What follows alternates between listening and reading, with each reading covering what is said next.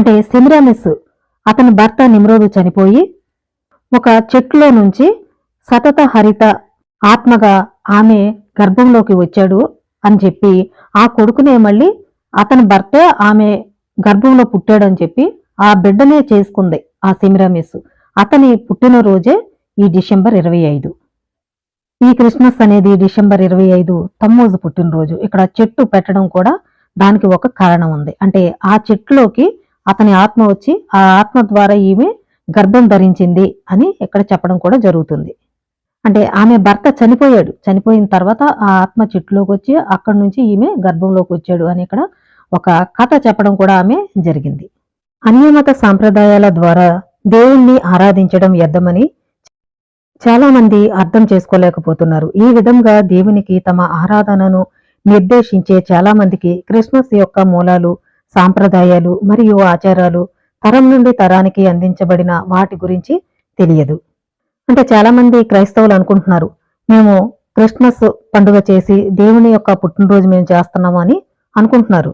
కానీ వారు వ్యర్థంగా ఆరాధిస్తున్నారని వారు అర్థం చేసుకోలేకపోతున్నారు. అంటే ఈ క్రిస్మస్ యొక్క మూలాలు, సాంప్రదాయాలు, ఆచారాలు ఇవన్నీ కూడా ఒక తరం నుంచి ఒక తరానికి ఇలా మారుతూ వస్తున్నాయి. కానీ దీని గురించి ఎవరో కూడా ఆలోచించట్లేదు. ఈ క్రిస్మస్ అనేది యేసుక్రీస్తు చేసుకున్నాడా, ఆయన తర్వాత ఆయన 12 మంది శిష్యులు చేశారా, ఇవేమీ కూడా ఎవరు ఆలోచించట్లేదు. అసలు ఇది ఎప్పటి నుంచి వచ్చింది, ఏ సంవత్సరంలో వచ్చింది, ఎవరు పెట్టారు అనేది కూడా ఎవరు పట్టించుకోవట్లేదు. క్రిస్మస్ చెట్టు తమ్మూజు యొక్క చిహ్నం. ఇది నిమ్రోదు ఆత్మ, అతను మళ్లీ ప్రాణం పోసుకుంటాడు. తల్లి ఆ బిడ్డను ఎత్తుకుని ఉండటం యొక్క సాధారణ చిత్రం కేథలిక్కులలో మాత్రమే కాకుండా చరిత్ర అంతటా దాదాపు ప్రతి పురాతన సంస్కృతిలో కూడా కనిపిస్తుంది.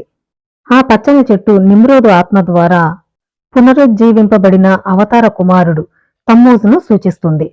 శాంతాక్లాజ్ అనేది అతనికి మరొక పేరు. ప్రపంచవ్యాప్తంగా అనేక సంస్కృతులలో అనేక సూర్య దేవుళ్లను పురాతన బబులోన్ కాలం నాటికే గుర్తించవచ్చు.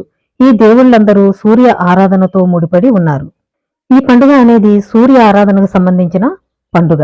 ఇది ఇంకా ముందు నుంచి కూడా చాలా రకరకాలుగా ఆచరించడం అనేది జరిగింది.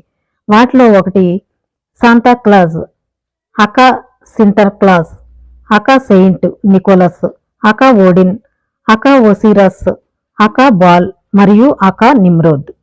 ఇంకా ఈ పండుగను ఈజిప్టియన్లు కూడా చేయడం అనేది జరిగింది.